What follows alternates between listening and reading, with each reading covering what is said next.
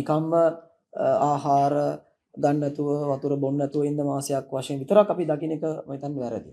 මේ මාසයේ අනෙකුත් වගකීම් සියල්ලක්ම අධිකව කරන එක මේ මාසය අපිට බලා ගන්න පුළුවන්. කාන්තාවන්ට පල්ලියට යන්න පුළුවන්ද බැරිද කියලා. නබිතුමා කොහොමද මේ රමලන් මාසය ආවනම් දන් දෙනෙක් කොහොමද කිව්වනම් හමන සුළඟටත් වඩා වේගයෙන් නබිතුමා නම් දන් දෙනවා කියලා තියෙනවා. අපි එහෙනම් හිතන්න ඕන අල් කුර්ආනේ අල්ලාහ් පහල කළේ ඇයි? මේ අල් කුර්ආනේ හින්දානේ මේ රමලාන් මාසෙ විශේෂ වෙන්නේ. දැන් පාප ක්ෂමාවක් නියලුණු කෙනෙක් ආයෙත් පාපයක් කරන්න පුළුවන්ද? නැවතත් පාපවලම ඉන්න පුළුවන්ද එයාට? නැවත පාපයක් කරන්න පුළුවන්ද කියලා ලොකු ප්‍රශ්නයක් තියෙනවා මෙතන නේද? එතකොට මම අල්ලාහ්ගෙන් සමාව ඉල්ලුවා නම් ඒක අල්ලාහ් කැමති නම් සමාව ලබා දෙන්න පුළුවන්.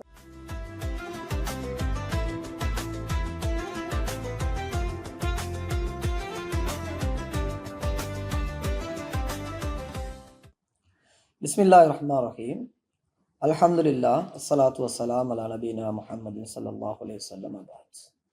ඔබ සියලු දෙනාටම අස්සලාමු අලයිකුම් වරහමතුල්ලාහි වබරකාතුහ්. තන්වීර් ආයතනයේ විසින් මේ රමදාන් මාසය තුල අපි දිගටම පොඩ්කාස්ට් ආකාරයෙන් රමදාන් උපවාසය සම්බන්ධව එහා බැඳුම් නවදුම් සම්බන්ධව එහි අරමුණු සම්බන්ධව අපි පැහැදිලි කරගෙන යනවා. විශේෂයෙන්ම දැන් අපි මේ මාසය තුල ලෝකයේ ඉන්න මුස්ලිම්වරු ලංකාවේ ඉන්න මුස්ලිම්වරු හැමෝම උපවාසයේ සීලය රකින්න අවස්ථාවක තමයි අපි ඉන්නේ. දැන් අපි දන්නවා මුස්ලිම්වරු මේ මාසයේ පටන් ගන්න කලින්ම මේකට සූදානම් වෙනවා. විශේෂයෙන්ම දැන් අපි දකිනවා පල්ලි හැම මාර්ගයට සරසනවා. හොදලා නැඹුදුම් කරන්න ලෑස්ති වෙනවා. ඒ වගේම ගෙවල් වලත් ඒ සූදානම තියෙනවා. හැමෝම ගැහණු පිරිමි හැමෝම ඒ සූදානම් වෙනවා. එතකොට මේ මාසයේ මුළුල්ලේම අපි දකින දෙයක් තමයි දැන් මෙතනදී නැඹදුම් එක්ක ආධ්‍යාත්මික සම්බන්ධතාවයක් තියෙන මාසයක් වශයෙන් තමයි දැන් අපි මේ මාසය දකින්න ඕනේ. විශේෂයෙන් දැන් අපි මෙතනදී නිකම්ම ආහාර ගන්න නැතුව වතුර බොන්න නැතුව ඉන්න මාසයක් වශයෙන් විතරක් අපි දකින්න එක මම හිතන්නේ වැරදි. ඒතකොට මේ මාසය මුස්ලිම්වරු මෙච්චර වැදගත්කමක් දීලා ඇයි සූදානම් වෙන්නේ කියන ප්‍රශ්නයක් හැමෝටම තියෙනවා. අතර මේ මාසයේ මුස්ලිම්වරු ලොකු වැදගත්කමක් ලබා දෙන උපවාස ශීලයේ නිරත වෙන මාසෙ නිසා ඇයි කිව්වනම් ඉස්ලාම් ආගම ගත්තනම් ප්‍රධාන වගකීම් පහක් තියෙනවා. ඒක එකක් තමයි පළවෙනි එක විශ්වාසය. දෙවෙනි එක අපි සලාතේ කියන පස්වෙල් නැමතුම ඉටු කරන එක. තුන්වෙනි එක ඒ දුප්පතුන්ට ලබා දෙන අනිවාර්ය දන් දීම zakat කියලා කියනවා. හතරවෙනි එක තමයි මේ රමලාන් මාසේ උපවාස ශීලයේ නිරත වෙන එක. පස්වෙනි එක හජ් වන්දනාව. එතකොට මේ ප්‍රධාන වශයෙන් මේක ප්‍රධාන කුළුණක් වෙනවා රමලාන් මාසයේ උපවාස ශීලයේ නිරත වෙන එක. එතකොට මේ රමලාන් මාසය ආවනම් මේ මාසයේ අනෙකුත් වගකීම් සියල්ලක්ම අධිකව කරන එක මේ මාසය අපිට බලා ගන්න පුළුවන්. ඒක එකක් තමයි මුස්ලිම් වරුන් පස්වතාවක් නැමදුම කරන්න යනවා. මේක අධිකව පල්ලියට ගිහිල්ලා නැමදුම කරන එක අපිට මේ මාසයේ දැක් ගන්නට පුළුවන්. අනෙකුත් මාස වලට වඩා අධිකව කරන එක. අධිකව කරන එක අපිට මේ මාසයේ බලා ගන්න පුළුවන්. උනන් ලොකු උනන්දුවක් තියෙනවා. එතනදී අපි දැන් දන්නවා දැන් මුස්ලිම් වරුන් සාමාන්‍යයෙන් ඒ කියන්නේ හැමදාම අනිවාර්ය පස්වෙල් නැමතුම කරන්න ඕනේ. ඒක විශේෂයෙන්ම දැන් පිරිමින් ඒ පස්වෙල් නැමතුම ඉටු කරනකොට අනිවාර්යයෙන්ම සාමූහිකව පල්ලියට යන්න ඕන. ඒ වුණාට දැන් මේ මාසය ගත්තාම දැන් අනිත් දවස්වල වඩා වැඩිපුර මිනිස්සු වෙනවා ඉරුණන්දෝ දක්වන දෙයක් අපි දකිනවා. ඒතකොට ඒක විශේෂයෙන්ම එතනදී ඔවුන්ට තේරෙන දැන් ආධ්‍යාත්මිකව නැත්නම් මේ දවස්වල නැවතුම් අධිකව කරන්න ඕන කියන උනන්දුවක් තියෙන එක මෙතන පැහැදිලි වෙනවා. දැන් රමලාන් මාසය වෙලා අපිට බලා ගන්න පුළුවන් වැදගත් දෙයක් තමයි පිරිමි කට්ටිය විතරක් නෙමෙයි ගැහැණු කට්ටිය වෙන්න පුළුවන් දරුවනොත් පල්ලියට යනවා. දැන් සමාජයේ ප්‍රශ්නයක් තියෙනවා කාන්තාවන්ට පල්ලියට යන්න පුළුවන්ද බැරිද කියලා. කාන්තාවන්ට අනිවාර්යයෙන් පල්ලියට යන්න පුළුවන්. හැබැයි අනිවාර්ය කරලා නැහැ. ඒගොල්ලන්ට යන්නත් පුළුවන්. ඒගොල්ලන්ට ගෙවල් වල නැමදුම් කරන්නත් පුළුවන්. හැබැයි මේ රමලාන් මාසයේ අනෙකුත් මාස වලට වඩා ඒගොල්ලන්ගේ වැඩ, ඒගොල්ලන්ගේ නිින්ද ඔක්කොම කැප කරලා දරුවන් එක්ක පල්ලියට එන හේතුව අල්ලාහ් දෙවිඳානන් අනෙකුත් මාස වලට වඩා රමලාන් මාසයේ අධික කුසල් ලබා දෙනවා. අපිට මෙන්න මේ රමලාන් මාසයේ අල්ලාහ් දෙවිඳානන් ලබා දුන්න අවස්ථාවක්. එතනදී අපිට මතක් වෙනවා දැන් මෙතනදී නබිතුමාණන්ගේ උපදේශ තියෙනවා උනන්දු කරවල තියෙනවා. විශේෂයෙන්ම දැන් අපි සාමාන්‍ය දිනයන් වල ඒක නැමදුමක් අනිවාර්ය නැමදුමක් කරනවා. දැන් මේ දවස්වලත් අනිවාර්ය නැමදුමක් කරනවා. ඒ වුණාට සාමාන්‍ය දිනයට වඩා මේ මාසයේදී අපි කරන නැමදුම් වලට 70 ගුණයකින් අධික කුසල් ලැබෙනවා වගේ නබිතුමාණන් කියලා තියෙනවා. ඒ වගේම දැන් සාමාන්‍ය දිනයක දැන් අතිරේක සලාතයන් නියලනවා. මේ මාසයේ අතිරේක සලාතයන් නියලනවා. දැන් මේ මාසයේ අපි කරන අතිරේක සලාතයන් වලට ඒ නැමදුම් වලට අතිරේක ක්‍රියාවන් වලට අපි අනෙකුත් මාසයන් වල කරනවා වගේ නෙමෙයි අධික කුසලයක් තිබෙනව නේද? ඒතකොට එතනදී ඇවිල්ලා අපි මේ මාසය තුල කරන අතිරේක නැමදුම ඇවිල්ලා අනිවාර්ය නැමදුමක් ඊට කරනවා වගේ සමාන වෙනවා. ඒ කුසල කුලියක් ලැබෙනවා. අපි ඒ නැමදුම කරනවා නම් ඒකට ඒ ආකාරයෙන් කරන්න ඕන. කොහොමද කියලා කිව්වනම් අපි රාත්‍රී සලාත ඉටු කරනවා නම් අපි ඒ කුසල් බලාපොරොත්තුෙන් අල්ලාහ් දෙන්නාලා මෙහෙම කරන්න ඕන. මේ මාසය තුල විතරක් නෙමෙයි හැම මාසයක් තුලම දැන් අපි මේ නැඹුතුම ඉටු කරනකොට අල්ලාහ් තාලාගෙන් කුසල් බලාපොරොත්තුෙන් ඒ පිසු චේතනාවෙන් අපි කරන්න ඕන කියන කාරණාවත් එක්කම දැන් එතකොට පළවෙනි එක ඇවිල්ලා දැන් බැලුවා අපි කතා කරා සාකච්ඡා කරා දැන් පස්සේ නැඹදුම ඒක නැඹදුම කියන එක අපි මේ මාසය තුල අධිකව කරනවා තා උනන්දුවෙන් කරනවා. එතකොට ඒකට පුහුණු වෙන මාසයක්. ඒකට දැන් අපි ලෑස්ති වෙනවා ඊළඟ මාසෙන් වල තියවන ආකාර නැඹදුම් කරන්න. දැන් ඒක විතරක් නෙමෙයිනේ අතරම දැන් දානමාන ගත්තාම මේ දානමාන ගත්තාම දැන් නබිතුමාගේ ගොඩාක් ආදර්ශය තියෙන මේ දන් දීම සම්බන්ධයෙන් ගත්තා නම් කොහොමද කියවන නබියදෙන සඳහන් වෙලා ඒ හදීස් වල සඳහන් වෙලා තියෙනවා නබිතුමා කොහොමද මේ රමලන් මාසය ආව නම් දන් දෙනෙක් කොහොමද කියවනම් හමන සුළඟටත් වඩා වේගයෙන් නබිතුමා නම් දන් දෙනවා කියලා තියෙනවා.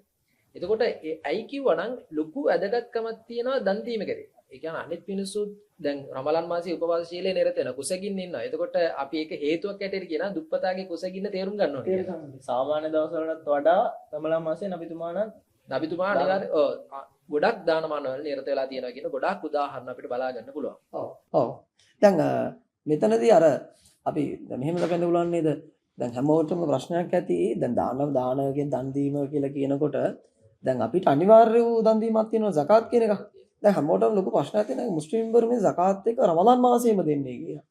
ඒ කියන්නේ ඇත්තටම zakat කියන වගකීම ඉටු කරන ඕන මාසයක්ද මේක කියන ලොකු ප්‍රශ්නාර්ථයක් තියෙනවා හැමෝටම.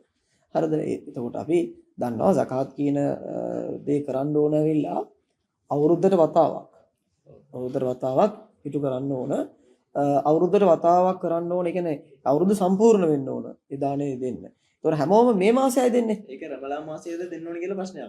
එහෙම සඳහන් වෙලා නැහැ.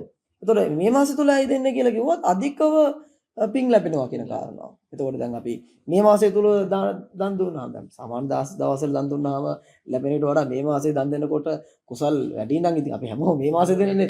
ඒකනේ උත්සාහ කරන්නේ. ඒ නිසා තමයි මේ මාසය තුල වැඩිපුරම Tamanගේ zakat එක ලබා දෙනවා කියන එකක් තියෙනවා මෙතන. දන් දීම ගැන සඳහන් කරනකොට දැන් අනෙකුත් මාසයන් වලත් නබිතුමා නම් ගොඩක් දන් දීලා තියෙනවා. දැන් නබිතුමා කියනවා ඔයාලා පරලොව දිනේ නිරේගින්න ආරක්ෂා වෙන්න කොහොමද කිව්වනම් අර රටේ ඉඳි කෙන්දක් හරි දීලා අපිට සාමාන්‍ය රටේ ඉන්න කෙන්දක් බලා ගන්න තමයි. ඒක හරි දීලා ඔයාලා නිරේගින්න ආරක්ෂා වෙන්න කියලා නබිතුමා සාමාන්‍ය දවස්වල කියලා තියෙනවා. ඒ වගේම සහාබාවර ඒ කාලේ නබිතුමාගේ අනුගාමිකයන්ටත් නබිතුමා අහනවා කවුද අද සදකා දුන්නේ කවුද දන් දුන්නේ ඒ සම්බන්ධයෙන් නබිතුමාන අහලා තියෙනවා. ඒ කියවනේ ඒ හරහා නබිතුමාන සමාජය දිරිගන්නවලා තියෙනවා. අනෙකුත් මිනිස්සුන්ට උදව් කරන්න එයාලගේ සුව දුක් විමසලා බලන්න. එතකොට ඒ සදකා දෙන එක දන් දීමට ලොකු කැපකිරීමක් ඒ වගේම උනන්දුවක් නබිතුමාන මේ රමලාන් මාසයේ දක්වලා තියෙන එක අපිට ඉතිහාසයේ බලා ගන්න පුළුවන්. තමන්ට හැකි ප්‍රමාණයක් ලබා දෙන්න. දැන් zakat ලබා දෙනවා අර අනිවාර්ය කරලා දාව මේ දන් දීමක් තියෙනවානේ මුස්ලිම් වරුන්ට අල් කුර්ආනයේ අල්ලාහ් දෙනා ඒක සඳහන් කරලා තියෙනවා. ඒක කොහොමද ලබා දෙන්න ඕනේ? කාටද ලබා දෙන්න ඕනේ? කොච්චර ප්‍රමාණයක් ලබා දෙන්න ඕනේ? ඒ ඔක්කොම අල් කුර්ආනයේ සඳහන් කරලා ඉවරයි. ඒ අනුව මුස්ලිම් වරුන්ට තියෙන්නේ ඒ අල් කුර්ආනය අපි අවබෝධ කරගෙන ඒ ආකාරයට අපි ඒ දන් දීම ලබා දෙන එක විතරයි. දැන් විශේෂයෙන් මෙතන තව කාරණාවක් මතක් වෙනවා. දැන් දන් දීම කියලා කියද්දී දැන් මේ මාසය තුල දැන් අතිරේකව දන් දීම සෑහෙන එතන විශේෂයෙන්ම දැන් උපවාසය රකින්නකොට එතන දැන් උපවාසය රකින්න අවස්ථාවේදී සුහූර් වේලාව. ඒ කියන්නේ දැන් අපි අර පාන්දර ආහාර ගන්න වෙලාවට උදව් කරන එක.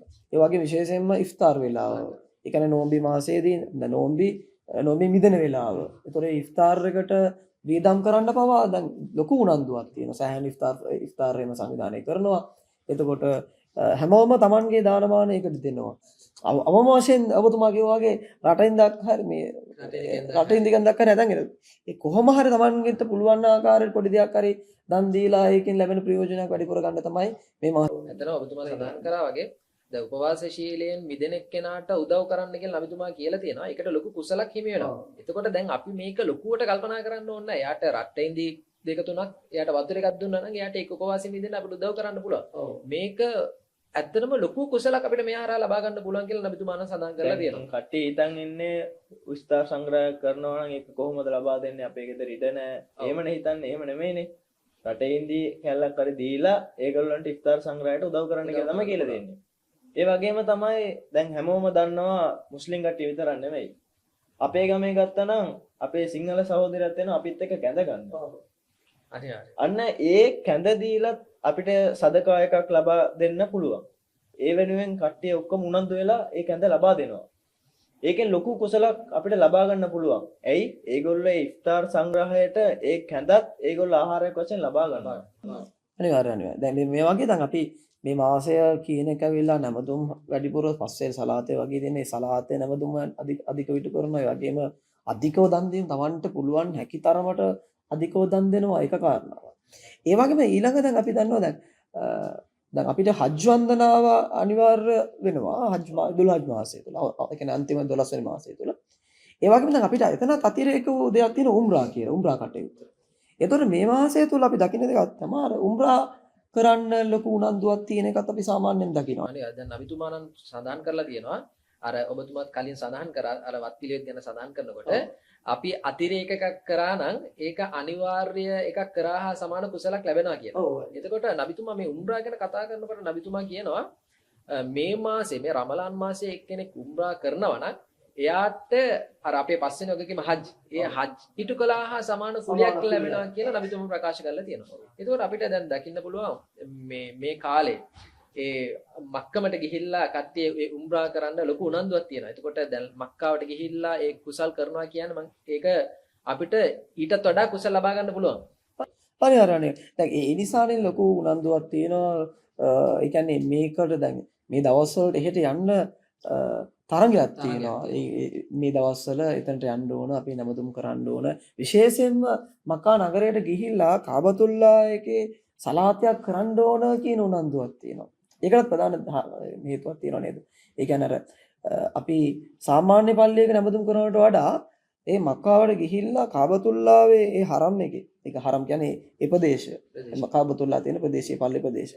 එතකොට ඒ ප්‍රදේශයේ නමදුමක් ඉටු කරනකොට ඒ සාමාන්‍ය පල්ලියක සලාතේ ඉටු කරනවට වඩා ලක්ෂයකින්, ඒ කියන්නේ ඒ ලක්ෂය සහ සමාන කුලියක් එතන ලැබෙනවා කියලා නබිතුමාණන් ප්‍රකාශ කරලා ලොකු අවස්ථාවක් නේ. හැමෝම බලාපොරොත්තු වෙන්නේ මොකද්ද? අපි මෙහෙ විතර නෙමෙයි අපි අනිවාර්යෙන් මක්කමට ගිහිල්ලා සලාත ඉටු කරන්න ඕනේ. අර කබාව ඉදිරියේ ඉඳලා සලාත ඉටු කරන්න ඕනේ කියලා ඒක මුස්ලිම් වරුන්ගේ ඊටම ප්‍රධාන ඒක ආශාවක් කියලා අපිට හිත මේ ලැබෙනවා කියලා කියන්නත් ලොකු භාග්යක්. මක්කමට යන්න ලැබෙනවා කියලා කියන්නේම ලොකු භාග්යක් තමයි. හරි. එතකොට දැන් අපි මේ වගේ හැම නැමදුමක්ම සම්බන්ධ වන මාසයක් මේ මාසය. එතකොට මේ මාසය නිකන් සාමාන්‍යයෙන් අපි නොවී ඉන්න මාසයක් කියලා විතරක් අපි ඒක අර්ථකථනය කරනවා නම් පැහැදිලි කරනවා නම් ඒක වැරදි කියන අපි හිතන්නේ පැහැදිලි වෙනවා නේද? එතකොට මේක විශේෂයෙන්ම මේ මාසය දැන් ගත්තාම දැන් මේ දේවල් එක්ක සම්බන්ධ වන එකක් තමයි කුර්ආනය කියන එක. විශේෂයෙන් දැන් අපි රමදාන් මාසය ගත්තාම අධිකව කුර්ආන් කියවනවා, අධිකව කුර්ආන් එක සම්බන්ධයක් තියෙනවා. පොඩි දරුවන් පවා කුර්ආන් එක කියවනවා, පාඩම් කරනවා. එතකොට ඒකත් දැන් මුස්ලිම් වරුන්ගේ නැමදුම් එකක්, ඉබාදා එකක් එක්ක සම්බන්ධ එකක් තමයි කුර්ආනය කියන එක. කුර්ආන් එක ගත්තා නම් ඇත්තටම විසුද්ධ අල් කුර්ආනය මේක නබිතුමා කියලා තියෙනවා මේක බලාගෙන හිටියත් කුසල් ලැබෙනවා. ඒතකොට කියවනවා නම් ඒකට කුසල් ලැබෙනවා. නබිතුමා කියනවා අලිෆ් ලාම් මීම්. මේක වචනයක් නෙවෙයි. අලිෆ් කියන එකට වඩා වෙනම කුසල් ලැබෙනවා. ලාම් කියන එකට වඩා වෙනම කුසල් ලැබෙනවා. මීම් කියන එකට වඩා වෙනම කුසල් ලැබෙනවා. එතකොට ඇයි කියවන කුසල් 30ක් ලැබෙනවා කියන්නේ. එතකොට ඒ වචන තුලින් අපිට අකුරු තුනකට අපිට එච්චරක් කුසල් ලබා ගන්න බෑ. එතකොට අල් කුර්ආනයේ සම්පූර්ණ වගේ 6666ක් තියෙනවා කියලා කියන්නේ අකුරු අනන්ත ප්‍රමාණ අකුරු තියෙනවා. එතකොට අපිට ගොඩක් කුසල් එක්රැස් කරගන්න පුළුවන්. ඔව්. කුසල් ලැබෙන මේ කාලේ අපි දකිනවා රමලාන් එකේ කුර්ආන් එක කියවන්න පල්ලිවල වැඩසටහන් තියෙනවා, තරඟ තියෙනවා. පොඩි ළමයිට එහෙම තරඟ තියෙනවා කුර්ආන් එක කියවන්න. ඒතර මේ කුර්ආන් කියවන එක ලොකු වැදගත්කමක් මේ මාසේ ලබා දෙන එක අපිට බලා ගන්න පුළුවන්. තවත් මේ විශේෂ දෙයක් තියෙනවා අපි අවබෝධ කරගන්න ඕන අල්ලාහ් දෙවිඳානන් අල් කුර්ආනය මගින් අපෙන් මොනවද වෙන්න ඕන කියලා අල්ලාහ් දෙවිඳානන් බලාපොරොත්තු වෙනවා. අපි අල් කුර්ආනය එක කොහොමද සම්බන්ධ වෙන්න ඕන? ඒ ඔක්කොම අනිවාර්යෙන් අපි හිතන්න ඕනේ. දැන් අල් කුර්ආනය අපි කියවෙන එක විතරක් නෙවෙයි. අපි එහෙනම් හිතන්න ඕන අල් කුර්ආනය අල්ලාහ් පහල කළේ ඇයි? මේ අල් කුර්ආනයේ හින්දානේ මේ රමලාන් මාසේ විශේෂ වෙන්නේ. ඔව් ඒකට වෙනම ඒ රාත්‍රියට ඒකට ඒ ප්‍රධාන මේ රමලාන් මාසේ විශේෂ වෙන ප්‍රධාන කාරණේ මේ කුර්ආනය. එහෙනම් අපි හිතන්න ඕනේ මෙන්න මේ කුර්ආනයට මේ මෙච්චර විශේෂතාවය ලබා දීලා තියෙන්නේ කියලා. ඒ කියන්නේ අල්ලාහ් දෙවිඳානන් එක එක වචන වලින් එක එක සූරා වලින් අපිට අවබෝධ කරගන්න ගොඩක් දේවල් දීලා තියෙනවා. අපිට ජීවිතයට ගන්න ඒක ඉතිහාස කතා වෙන්න පුළුවන්. අපේ අනාගතයට ඕන දේ වෙන්න පුළුවන්. අපේ පරලෝ වෙන්න පුළුවන්. හැම දෙයකටම අල්ලාහ් දෙවිඳානන් අල් කුර්ආනයේ මොනවද කරන්න ඕනේ, මින් පස්සේ මොනවද වෙන්නේ ඔක්කොම සඳහන් කරලා ඉවරයි. එතනදී දැන් මතක් වෙන එකක් තමයි දැන් අපිට කුර්ආනය ඉගෙන ගැනීම කියන එකත් අපිට ඉබාදාවක් වෙනවා. ඒ කියන්නේ අපිට කුසල් ලැබෙන කාරණාවක් වෙනවා කියන කාරණා. එතකොට මේ මාසය තුල එනිසා තමයි පල්ලිවල විශේෂයෙන් වැඩසටහන් තියෙනවා. ඒ කුර්ආනය පැහැදිලි කරන්න වැඩසටහන් සෑහෙන සූදානම් කරලා ඒකට උනන්දු කර කියපු ටික සාරාංශයක් ඇටියට කියනවා නම් අල්ලා අර ඔබතුමා සඳහන් කළා කුර්ආන් වගේ ශහරු රමදාන් අල්ලා දුන්සිල පී කුර්ආන්. ඒ කුර්ආන් වගේ අල්ලා කියනවා හුදල් ලින්නාස්. ඒ කියන්නේ මෙතන මතක් කරන්න ඕනේ මේ අල් කුර්ආනයේ මුළු මිනිස් සංහතියටම මුස්ලිම් වරුන්ට පමණක් නෙවෙයි හැමෝටම මේක මාර්ගෝපදේශයක් කියලා අල්ලා කියලා තියෙන අල් කුර්ආන් වගේ. මුළු මිනිස් සංහතියම අනිවාර්යයි. මාර්ගෝපදේශයක්. මාර්ගෝපදේශයක්. දැන් මෙතනදී දැන් අපි තවත් එකක් අපි අවසාන වශයෙන් කතා කරමු. දැන් මේ මාසයට ළඟා වුණු මුස්ලිම් වරුන් ඇවිල්ලා ඊළඟ ප්‍රධාන එකක් තමයි දැන් මේක අපි දැන් කතා වෙනවා මේක අනිවාර්යයෙන්ම ආධ්‍යාත්මිකව සම්බන්ධ තියෙන මාසයක් නේද? දැන් අපි දෙවියන් එක්ක සම්බන්ධ වෙන්නේ දෙවියන් එක්ක තියෙන සම්බන්ධතාව ශක්තිමත් කරගන්න මාසයක්. එතකොට අපි කුසල් කරනවා වගේම අපි පාපයන් වලින් මිදෙන්න ඕන. පාපයන් වලින් ඈත් වෙන්න ඕන කියන කාරණාව විතක් ප්‍රධානයි. එතනදී තමයි අපි අර වැඩිපුරම තවුබා කරන පාප ක්ෂමාවෙන් ඊළඟ මාසයක් වශයෙන් මේ මාසය ගන්න පුළුවන්. සාමාන්‍ය දිනවලත් මුස්ලිම්වරු මේ වගේ පාප ක්ෂමාවන් වල නියලනවා. නමුත් මේ මාසේ අධිකව ඒ පාප ක්ෂමාව නියලීම අපිට දකින්න පුළුවන්. නබිතුමා දැන් කියනවා රමලාන් මාසයේ ඇවිල්ලා කවුද පාප ක්ෂමාව ලබා ගන්න නැත්තේ මේක ඇත්තටම වැදගත් කාරණාවක්. නබිතුමා කියනවා කවුද මේ රමලාන් මාසයේ ඇවිල්ලා පාප ක්ෂමාව ලබා ගන්න නැත්තේ එයාට විනාශයත් වේවා කියලා. ඒ කියන්නේ එච්චර බැරරුම්කමක් තියෙන මේ පාප ක්ෂමාව ලබා ගැනීම වෙන එක. ඒ කියන්නේ ඇත්තටම දැන් මිනිස්සු අපි බාහිර පිරිසිදු වෙනවා අපිට හදවත පිරිසිදු කරගන්න. හදවත ඇත්තටම අපිරිසිදු වෙන්නේ මේ පාපයන් නිසා. එතකොට මේ රමලාන් මාසයේ අපිට ලැබිලා තියෙන ලොකු අවස්ථාවක් පාප ක්ෂමාව යදින්න. දැන් ලෛලතුල් කද්ර් රාත්‍රියක් අවසාන 10 එන රාත්‍රිය. ඒ උතුම් රාත්‍රියේ මාස 10කටත් වඩා වටිනා උතුම් රාත්‍රියක්. එතකොට නබිතුමා බිරිඳ ආයිෂා රදියල්ලාහු අන්හා තුමිය එතුමිය අහනවා නබිතුමාගෙන් මට ලෛලතුල් කද්ර් රාත්‍රිය අද තමයි කියලා මට දැනුනොත් මම මොනවද කරන්න ඕන කියලා අහනවා. එතකොට නබිතුමා දුආයක් කියලා දෙනවා. අල්ලාහ් මින්න ගෆුන් තුහිබ්බුල් අෆ්ව ෆෆන්. එතකොට මේ දුආගේ අර්ථය මේ ප්‍රාර්ථනාවේ අර්ථය යා අල්ලාහ් ඔබ පාප ක්ෂමාවට සමාව ලබා දෙන්න, පාපයට සමාව ලබා දෙන්න. එබැවින් මාව සමා කරන්න. මාගේ පාපයන්ට සමාව ලබා දෙන්න. එතකොට මේකේ වැදගත්කමක් තියෙන අපිට තේරුම් ගන්න පුළුවන්. අපගේ පාපයන් වලට ඇත්තට මේ මාසයේ සමාව ලබා ගන්න. ඒත් එක්කම තමයි ඔබතුමා කලින් සඳහන් කළ තෞබා කියන එක. එතකොට අපි පාපයන් කරනවා ජීවිතේ. පාපයන් අපේ සමහරක් ඒවා දැනුවත්ව සිද්ධ වෙන්න පුළුවන්, සමහරක් ඒවා නොදැනුවත්ව සිද්ධ වෙන්න. මිනිස්සු කියන්නේම පාපයන් කරන කට්ටියනේ. ඔව් වැරදි සිද්ධ වෙන්න. ඔව් අඩුපාඩු තියෙනවා. අල්ලාහ් දෙවිඳානන් මේක දන්නවා. මිනිස්සු කියන්නේම වැරදි කරනවා, ආයි හැදෙන්න ඕනි කියලා ආසාවක් හිතෙනවා, ආයි වැරදි කරනවා. ඒ හින්දා තමයි අල්ලාහ් දෙවිඳානන් මේ රමලාන් මාසය අපිට ලබා දුන්න අවස්ථාවක්. අනිවාර්යෙන් පාප ක්ෂමාව ඉල්ලන්න. දැන් ඔබතුමා කිව්වා වගේ පාප ක්ෂමාව ඉල්ලලත් අපි මේක අවස්ථාව කරගන්න ඕනි. අපි අලුත් ජීවිතයක් පටන් ගන්න. අනිවාර්යෙන්. දැන් මෙතනදී දැන් මේ පාප ක්ෂමාව කියන එක දැන් අපි මෙතන පැහැදිලි වෙනවා.